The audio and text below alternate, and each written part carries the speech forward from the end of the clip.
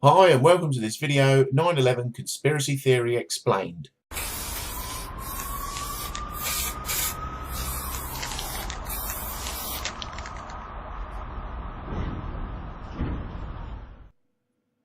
There are a large number of people who believe that the September the 11th attack on the World Trade Center building, and Building 7 don't forget, was actually a staged event.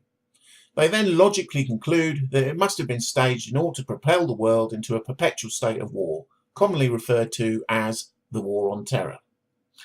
However, there is another considerably larger group of people who think that these people must hate America, democracy, the West, apple pie and freedom.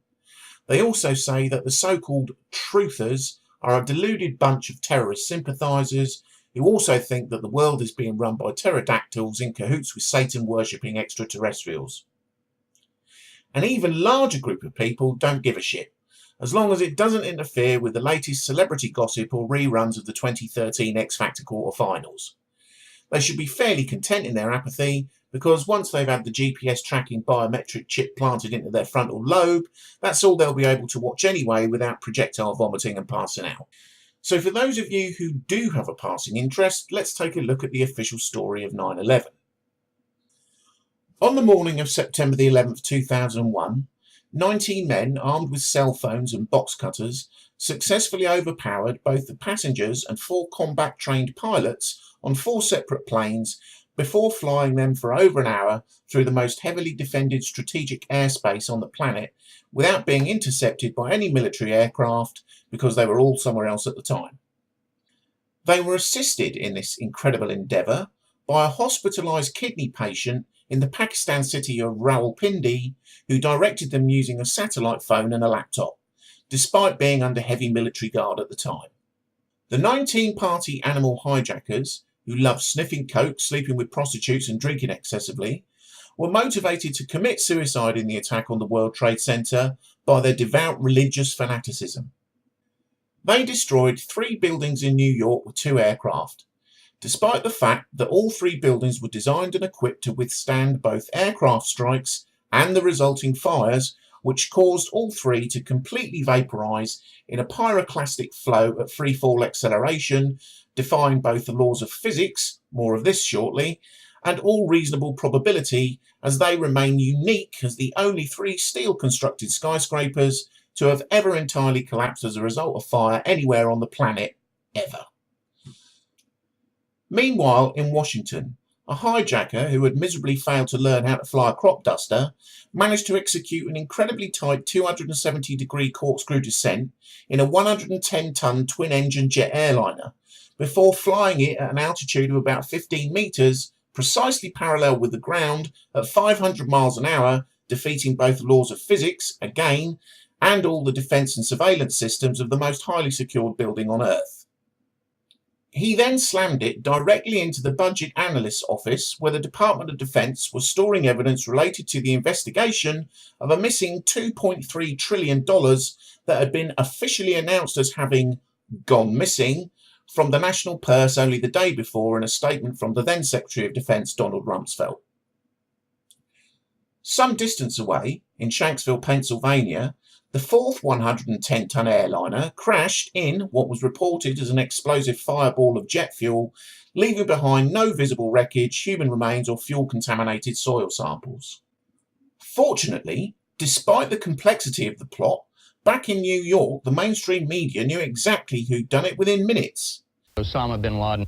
In fact, some even knew what had happened before it happened. Jane, what more can you tell us about the Salomon Brothers building and its collapse? Well, only really what you already know. The politicians had discovered who was responsible within a day. Terrorists who committed these acts and those who harbored them.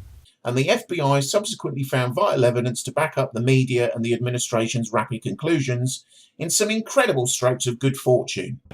Another development on Saturday, New York officials revealed at a news conference here in the city that a hijacker's passport was found blocks from the World Trade Center crash site, if you can believe that. This was even more fortunate than one might imagine, given that the evidence at the actual crime scene prior to being examined, in contravention of any known investigative procedure, was quickly packed up as soon as it had cooled down and stopped exploding, before being shipped off to China for disposal.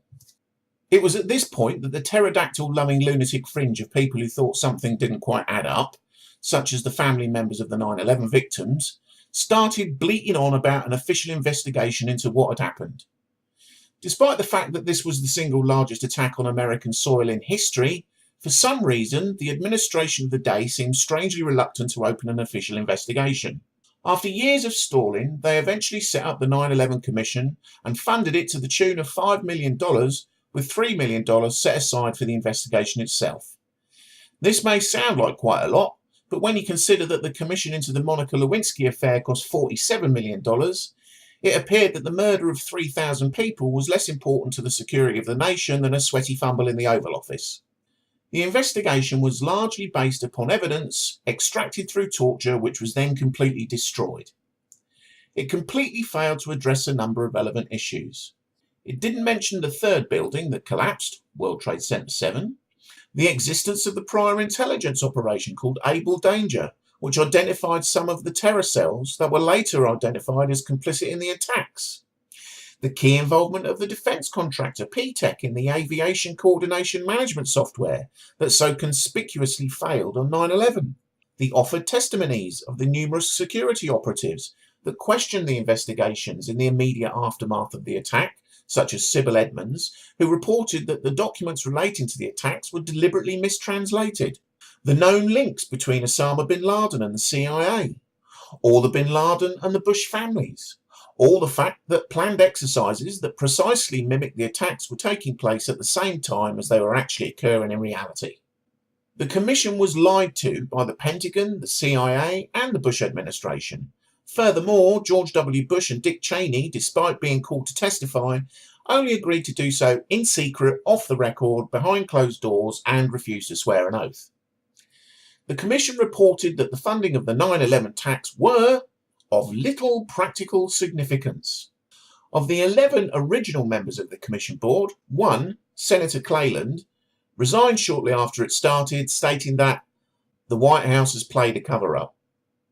Of the 10 who lasted the course, 6 have subsequently publicly expressed their dissatisfaction with the official report, including the chairman claiming that the Commission was set up to fail.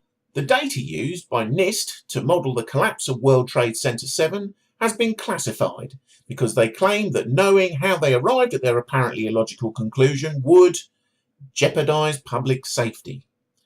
Then there's the hunt for Osama bin Laden. Despite being pursued by the most technologically advanced and richest security apparatus in the history of the planet, the most wanted man in the world managed to apparently escape his secret mountain cave lair and then evade capture in Tora Bora before finally being discovered 10 years later living in his house. In the interim, he released a series of videos taunting his pursuers in which he variously appeared to be either getting younger or transmogrifying into someone else entirely. He was then killed in his house in a raid that wasn't filmed by Navy SEAL Team 6, who then removed his body, which the US Navy, presumably as a mark of respect for his faith, buried at sea within 24 hours. Of course, in doing so, no one was ever able to interrogate him in order to find out what else he may have known about what was then an enemy that the whole Western world was fighting against, and of which he was said to be the leader. Perhaps some of SEAL Team 6 who were involved could be asked about this, but sadly, 22 of them were killed in a helicopter crash. This was the single largest loss of SEAL Team lives ever in their illustrious history. So if you question any part of this story, like more than half of the families who lost loved ones in the 9/11 attacks, you are a wacko drug-taking deviant with a sociopathic terrorist-loving intellectual superiority complex who should be tried for treason and have any record of expressed opinion expunged from the history of our open and free society. However, if you accept the story, then you are a true patriot who loves your country and who accepts the need to fight perpetual war and give up your civil liberties in the name of freedom. Good luck with that.